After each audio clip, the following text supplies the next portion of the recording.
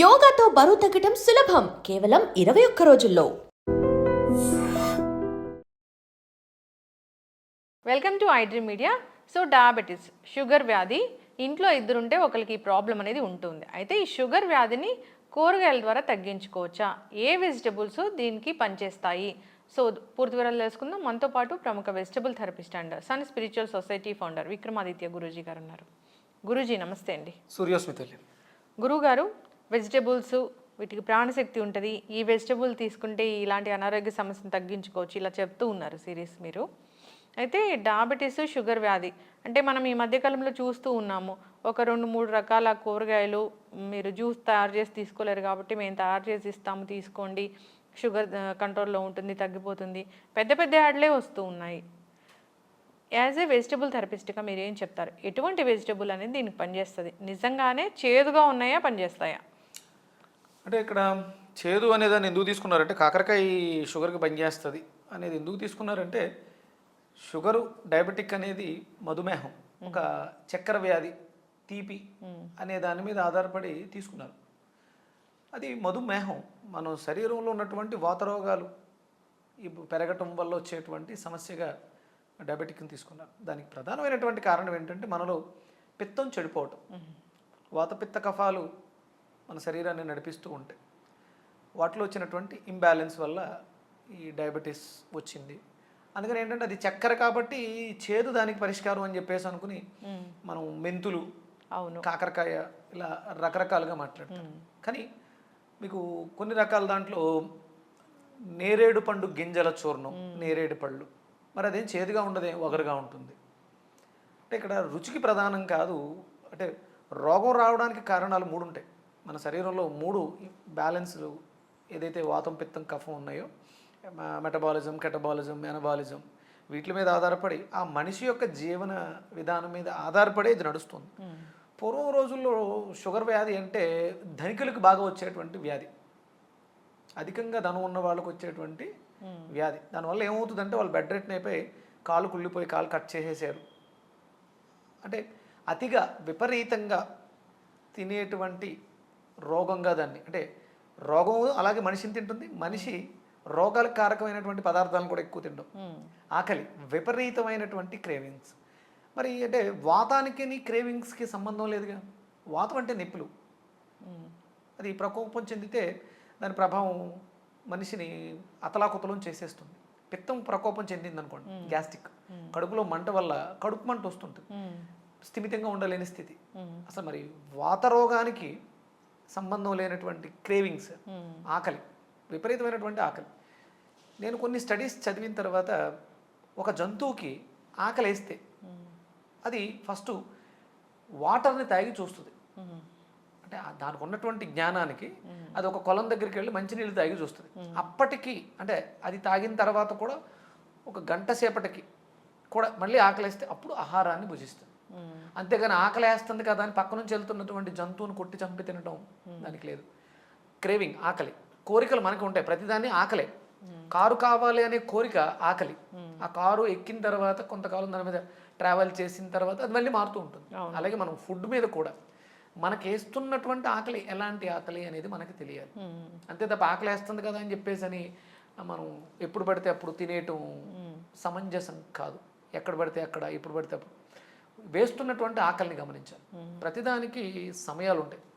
మన శరీరం ఒక పద్ధతి ప్రకారం తయారు చేయబడింది. చాలామంది చెప్తుంటారు, అంటే నేను కూడా చెప్తూ ఉంటాను, ఆకలి వేస్తే తినండి, దాహం వేస్తే తాగండి, కరెక్టే. కానీ ఆ వేసే ఆకలికి నియమబద్ధత ఉంది. అర్ధరాత్రి 12 గంటలకు ఆకలి వేస్తే అప్పుడు లేచి తింటే సమస్య లేదు, చస్తావు. అప్పుడు ఆకలి వేయకూడదు. అప్పుడు ఆకలి వేసిందంటే నువ్వు రోగివి అని అర్థం. ఉదయం 8:30 నుంచి 9 గంటల లోపు ఆకలి వేస్తే అది ఒక అద్భుతమైనటువంటి ఆహారాన్ని తీసుకోమని నీకు వచ్చినటువంటి సిమ్టమ్స్. మధ్యాహ్నం 12:30 నుంచి 1 గంటన్నర లోపు ఆకలి వేస్తే అది ఒక రకమైనటువంటి పదార్థాన్ని తీసుకోమని సిమ్టమ్స్. సాయంత్రం 6 to 7 మధ్యలో, లేదా 5:30 to 6:30 మధ్యలో ఆకలిస్తే అదొక సిమ్టమ్. దీని ప్రతిదానికి ఒక నియమబద్ధత ఉంది. అందుకని మన ఇండియన్ కల్చర్లో కానీ, చేస్తున్న పనుల్లో కానీ, ఇప్పుడు నీకు ఆకలిస్తున్నావు, మనం ఒక ఆఫీసులో పని చేస్తున్నావు, నీకు 9 గంటలకి బ్రేక్ ఇచ్చారు, అది అంటే ఇండియన్ టైంలోనే బ్రేక్ఫాస్ట్ చేయటానికి, లేకపోతే అల్పాహారం తీసుకోవడానికి, లేకపోతే కింగ్ ఫుడ్. అసలు ఒరిజినల్గా ఏమంటానంటే ఉదయం తీసుకునేది కింగ్ ఫుడ్లా ఉండాలి. ఇవి లేవు కాబట్టే మన ఆరోగ్యాలు పాడే మీరు అడిగినటువంటి డయాబెటిక్. దానికి ఒక సమయం ఉంది. నువ్వు ఆ సమయంలో ఆకలేస్తే అది చేయాలి. 9 గంటలకు ఆకలేసిందంటే మీకు బ్రేక్ ఇస్తారు, వెళ్ళి మీరు మీకు కేటాయించినటువంటి ఆహారాన్ని తినాలి. అంతేగాని నాకు మీరు 9 గంటలకు బ్రేక్ ఇస్తే కుదరదు, నాకు 11 గంటలకు ఆకలేసినప్పుడు తింటానంటే అది మీరు చేస్తున్న పనికి సిస్టమ్కి కరెక్ట్ కాదు, మీ శరీరంలో ఉన్న సిస్టమ్స్కి కరెక్ట్ కాదు. మన బాడీ సూర్యుని ఆధారం చేసుకుని నడుస్తుంది. సూర్యోదయం సూర్యాస్తమయాల మధ్యలో ఉదయం మీరు తీసుకునే ఫుడ్ కింగ్ ఫుడ్ అయి ఉండాలి. మధ్యాహ్నం మంచి లంచ్ 12 to 1 గంటన్నర. మీకు ఆకలి లేకపోతే తింటాం మానండి, నష్టం ఏం లేదు. అంతే తప్ప 3 గంటలకు ఆకలేస్తే నేను మధ్యాహ్నం లంచ్ అప్పుడు తింటానంటే కుదరదు. అందుకని మనకు ఒక వ్యవస్థ పెట్టారు. మనం అందరం కలిసి సకుటుంబంగా కూర్చుని పంక్తి భోజనం. అప్పుడు ఏమవుతుందంటే కేవలం మీరు అన్నమే తినట్లా, మీరు అందరిలో ఉన్నటువంటి ఐకమత్యం, నాకు ఇంతమంది ఉన్నారు అనేటువంటి బంధుత్వం, ఈ ఆప్యాయతలు, మాట్లాడుకునే మాటలు, ఇవన్నీ కూడా మీ మెదడుని ఎక్కువ తినాలా తక్కువ తినాలా అనే దాని మీద కాన్సన్ట్రేషన్ ఉంచేలా చేస్తుంది. ఇది లేని జీవితం వ్యర్థం. రోగాలు ఎందుకు పెరిగినాయి అంటే ఇది లేకపోవడమే. పూర్వం అన్నీ కూడా మనకి ఉమ్మడి కుటుంబాలు, కూర్చొని తినాలి, మరి మాట్లాడుకుంటూ తినాలి. ఉదయం 9 గంటలకి ఇంట్లో అన్నీ చేసి పెడతారు. ఆ సమయానికి భోజనం చేసేవాడు, టిఫిన్ చేసేవాడు ఆరోగ్యవంతుడు. కూలి పనికి వెళ్తారమ్మా వ్యవసాయానికి, కూలీలు అందరూ కూడా పొద్దుట 6 గంటలకి పొలంలో దిగిపోతారు. వాళ్ళు శుభ్రంగా 8:30, 9 గంటల వరకు పని చేస్తారు. అప్పుడు మళ్ళీ ఎండ నడినెత్తి ఎక్కుతూ ఉంటుంది. అప్పుడు ఒడ్డుకొచ్చి కాళ్ళు చేతులు కడుక్కుని అప్పుడు అలా తెచ్చుకున్నటువంటి క్యారేజీలు ఓపెన్ చేసుకుని తింటారు. అలా కొంతమంది నాకు ఆకలేయట్లేదు, నేను 10 గంటలకు బ్రేక్ తీసుకుంటానంటే కుదురుద్దా? వ్యవస్థలో ఉన్నాం, వ్యవస్థకు అనుకూలంగా ఉన్నాం, అందరూ కలిసి సామూహికంగా ఉండడం వల్ల ఏమవుతుందంటే ఒకళ్ళకి ఒకళ్ళు తోడున్నాం అనే ధైర్యం ఉంటుంది. రోగాలన్నీ కేవలం తిండి వల్లే కాదు, భౌతిక దేహానికే కాదు, మానసిక స్థితి మీద కూడా ఆధారపడి ఉంటుంది. డయాబెటీస్ అనే వ్యాధి మన శరీరంలో జీవన విధానం పాడైపోవడం వల్ల వచ్చింది. తినకూడని సమయంలో తినకూడని పదార్థాలు తినడం వల్ల వచ్చేటువంటి రోగం డయాబెటిక్. అందుకని ఇది మార్చుకోవాలంటే మీ జీవన విధానం మార్చుకోండి. మీకంటూ కొన్ని పనులను క్రియేట్ చేసుకోండి. ఉదయం 5కు ముందు 5:30కు లేవాలి. 6 గంటలకి స్నానాదులు పూర్తి చేసుకొని మీకు కేటాయించినటువంటి దైవిక విధులు కంపల్సరీ చేసి తీరాలి. సూర్యుడికి ఎదురుగుండా ఉండడం వల్ల మీ బాడీలో మీకు కావలసినటువంటి సహజ పోషకాలన్నీ అందించేటువంటి ఆ సోలార్ ప్యానల్స్ యాక్టివ్ అవుతాయి. ఇది లేని జీవితం వ్యర్థం. మీరు 10 గంటలు లేచి 9 గంటలు లేచి చేసే పనులు మీకు సహకరించవు. మరి షుగర్ వ్యాధి ఉంది, జీవన విధానంలో మార్పులు చేసుకున్నారు, టైం టు టైం భోజనం చేయడము ఇలా చేస్తూ ఉన్నారు, వాకింగ్ చేస్తూ ఉన్నారు, ఇలాంటి పెద్దలు చెప్పిన అన్ని పాటిస్తూ ఉన్నారు. అయితే వెజిటబుల్ థెరపీలో దీనికి ఏం మందు ఉంది? అంటే ప్రధానంగా షుగర్ వ్యాధి రావడానికి ప్రధానమైనటువంటి, అంటే ఏ రోగం రావడానికన్నా ప్రధానమైనటువంటి కారణం డైజెషన్ సిస్టమ్ డ్యామేజ్ అవడం. అందుకని ఏంటంటే ఇప్పుడు మనం వెళుతున్నటువంటి పరిణామాల్లో చూస్తే బీరకాయ అద్భుతంగా పనిచేస్తుంది, నేను షుగర్కి అని చెప్తూ ఉంటాను. అది నిజం. 100% బ్లడ్ ప్యూరిఫైయర్, రక్తాన్ని శుభ్రం చేసేటువంటి అత్యద్భుతమైనటువంటి ప్రక్రియ బీరకాయలో ఉంది. 100% కరెక్ట్. మనకి డయాబెటీస్లో quality of blood, quantity of blood, purity of blood అని చెప్తూ ఉంటాం. ఈ బ్లడ్ని ప్యూరిఫై చేయడంలో బీరకాయ అద్భుతంగా పనిచేయడం ద్వారా మన బాడీలో ఉన్నటువంటి ఎక్సెస్ గ్లూకోజ్ సిస్టమ్స్, టాక్సిన్స్ అన్నింటినీ కూడా రిమూవ్ చేయడం ద్వారా ప్యాంక్రియాస్ చాలా బాగా పనిచేస్తుంది. కొన్ని అంటే నేను నా స్టడీలో ఈ 4-5 ఏళ్ల స్టడీలో నేను చాలా తక్కువ టైం అయింది మార్కెట్లోకి వచ్చి నేను ఈ వెజిటబుల్ థెరపీని నేర్చుకుని. నేను 2017లో సన్ స్పిరిచువల్ సొసైటీ అంటే సూర్యోపాసన ఆరోగ్యానికి సంబంధించి అది మొదలుపెట్టిన తర్వాత 2022లో నేను దీని గురించి రీసెర్చ్ చేయటం మొదలుపెట్టాను, వెజిటబుల్ థెరపీ. ఈ 3-4 ఏళ్లలోనే చాలా, అంటే నేను ఎక్కువ పెద్దగా ఎక్కడా తిరగల, యూట్యూబ్ను మాధ్యమంగా చేసుకుని నేను నేర్చుకుని వెజిటేబుల్ చెప్పడం ద్వారా కొన్ని కోట్ల మంది బీరకాయని వాడడం ద్వారా, అప్పటి వరకు బీరకాయ మీద వాల్యూస్ తక్కువ ఉన్నాయి, ఏదో కూర వేపుడు అంతే తప్ప బీరకాయ అనేది షుగర్ వ్యాధికి పనిచేస్తుందన్న విషయం ఎవరికి తెలియదు. అందరూ కాకరకాయ మీద ఉండేవారు, చేదుగా ఉంటుంది, కానీ రెండు ఒకే రకమైనటువంటి జాతికి సంబంధించినవి. బీరకాయ కాకరకాయ కూడా ఒకే జాతికి సంబంధించినవి. అంటే దీనికి నేను లియో డైట్ అని ఒక పేరు పెట్టాను. అవును, అదే అన్ని, అంటే నేను పెట్టిన పేరు కాదు, ఉన్న పేరుకి అబ్రివేషన్. లివింగ్ ఎనర్జెటిక్ ఆర్గాన్, మన శరీరంలో కావలసినటువంటి ఒక హ్యూమన్ బతకడానికి కావాల్సిన లివింగ్ ఎనర్జీ, ఆర్గాన్స్కి కావాల్సిన ఎనర్జీని ఇచ్చేటువంటివే ఇవి వెజిటేబుల్స్, కాయగూరలు. ఇందులో ఇది తీగజాతి. మీకు బీరకాయ కూడా తీగజాతి, తీగ పుష్పము ఫలం వస్తుంది. కాకరకాయ కూడా తీగజాతి, పుష్పము ఫలమే వస్తుంది. దొండకాయ తీగజాతి, పుష్పము వెజిటేబుల్ వస్తుంది. ఇలా అంటే ఈ తీగజాతికి సంబంధించినటువంటి పదార్థాలన్నీ కూడా ఎన్నున్నాయి లెక్క పెట్టుకోండి. దోసకాయ డయాబెటిక్ పనిచేస్తుంది, బూడిద గుమ్మడికాయ డయాబెటిక్ పనిచేస్తుంది, సొరకాయ డయాబెటిక్ పనిచేస్తుంది, కాకరకాయ డయాబెటిక్ పనిచేస్తుంది, దొండకాయ డయాబెటిక్ పనిచేస్తుంది, బీరకాయ అత్యద్భుతంగా పనిచేస్తుంది, పొట్లకాయ కూడా పనిచేస్తుంది.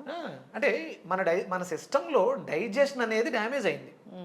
మీరు డైజెషన్ సిస్టమ్ని బాగు చెయ్యకుండా అడ్డమైన చెత్త అంటే మాంసాహారం, ప్రోటీన్స్ అధికంగా తింటూ, గుడ్లు తింటూ, చికెన్లు తింటూ, మటన్లు తింటూ షుగర్ తగ్గాలి, మీకు ఏదో తగ్గినట్టు కనిపించవచ్చు తప్ప శాశ్వత పరిష్కారం అయితే మీకు వెజిటబుల్స్ ద్వారా మాత్రమే వస్తుంది. లివింగ్ ఎనర్జెటిక్ ఆర్గాన్ డైట్ వల్ల, ఇది కింగ్ ఫుడ్ తినడం వల్లే మీకు డయాబెటీస్ అనేది పూర్తిగా పోతుంది. చక్కటి ఇన్ఫర్మేషన్ గురువుగారు. అంటే ఇక్కడ కొన్ని కాంబినేషన్స్ మీ తత్వాలకు తగ్గట్టుగా మీ శరీరం చేదు అడుగుతుంది అనుకోండి, మీ శరీరం అడుగుద్ది, మీరు గమనించగలిగితే మీ నోరు అప్పుడప్పుడు చేదుగా అనిపిస్తూ ఉంటుంది. అంటే కాకరకాయతో కలిపినటువంటి బీరకాయ జ్యూస్ తీసుకోండి. అంటే ఇప్పటివరకు ఈ కాంబినేషన్ నేను చెప్పలేదు. అంటే ఇప్పుడు నేను వేదిక్ రీసెర్చ్లో లివింగ్ ఎనర్జెటిక్ ఆర్గాన్ డైట్ని స్టడీ చేస్తున్నప్పుడు అది మనకి హెల్ప్ చేస్తుంది. మన ప్యాంక్రియాస్ హెల్త్కి సపోర్ట్ చేస్తుంది, మన బాడీలో ఉండేటువంటి టాక్సిన్స్ని రిమూవ్ చేస్తుంది. అందుకని బీరకాయ ఒక 100 గ్రామ్స్, ఒక 50 గ్రామ్స్ కాకరకాయ, చేదుగా ఉంటుంది కాబట్టి ఒక 50 గ్రామ్స్ కాకరకాయ. మీకు ఇండైజెషన్ ప్రాబ్లం, గ్యాస్ట్రిక్ ఉంటే బూడిద గుమ్మడికాయని యాడ్ చేయండి. ఒక 100 గ్రామ్స్ బీరకాయ, ఒక 100 గ్రామ్స్ బూడిద గుమ్మడికాయ, ఒక 50 గ్రామ్స్ కాకరకాయ, చిన్న అల్లం ముక్క వేసి మెత్తగా గ్రైండ్ చేసి బాగా వడకట్టి దాంట్లో మిరియాల పొడి, ఉప్పు వేసుకోండి. సైంధవ లవణం, ఉప్పు, లేకపోతే బ్లాక్ సాల్ట్, నల్లుప్పు. సైంధవ లవణాన్ని వండుతారు, కొన్ని రకాల ఇవి కలిపి వండడం ద్వారా అద్భుతమైనటువంటి టేస్ట్ వస్తుంది, ఒక అద్భుతమైన అరోమా వస్తుంది. అది ఇండైజెషన్ ప్రాబ్లంకి చాలా అద్భుతంగా పనిచేస్తుంది. ఇది చాలా బాగా రిజల్ట్స్ ఇస్తుంది. రీసెంట్గా నా ఫాలోవర్స్ చాలామంది చేశారు ఈ డైట్ చేయడం ద్వారా. డయాబెటీస్లో అద్భుతమైనటువంటి రిజల్ట్స్ చూడకూడదు. శాశ్వతంగా పోగొట్టాలంటే మీ జీవన విధానాన్ని మార్చుకోండి. చక్కటి ఇన్ఫర్మేషన్ గురించి. బీరకాయ బాగా పనిచేస్తుంది. తీగజాతి కూరగాయలన్నీ కూడా షుగర్కి బాగా పనిచేస్తాయి, షుగర్ తగ్గించడంలో. అంటే చాలా రకాల రోగాలకి, అంటే క్యాన్సర్ లాంటి మహమ్మారి రోగాలకి కూడా తీగజాతి కాయగూరలు, పండేటువంటి కాయగూరలు అద్భుతంగా పనిచేస్తాయి. ఫాలో అవ్వాలని కోరుకుందామండి. చాలా చక్కటి ఇన్ఫర్మేషన్. ధన్యవాదాలు. సూర్యోస్మితల్లి. And don't forget to subscribe to iDream. And for more videos, please subscribe to iDream. Please subscribe to iDream. Please subscribe iDream. And please subscribe to iDream. For more videos, subscribe to iDream. please like, share and subscribe to the channel. Congratulations, iDream. Subscribe to iDream. Subscribe to iDream. So subscribe to iDream Media. iDream ki iDream team andarki huge congratulations. Please subscribe iDream Media. Please subscribe to iDream. Subscribe iDream. Please subscribe to iDream. iDream అంటే నా కళల channel subscribe చేసుకున్న నోరు తిరుగుతలేదు, మీరైతే గంట గుర్తు కొట్టండి. For more such videos, please subscribe to iDream. Subscribe to iDream. Please subscribe to iDream. Please subscribe iDream Media. Please do subscribe to iDream. Please subscribe to iDream Media. For best entertainment and information, please subscribe iDream.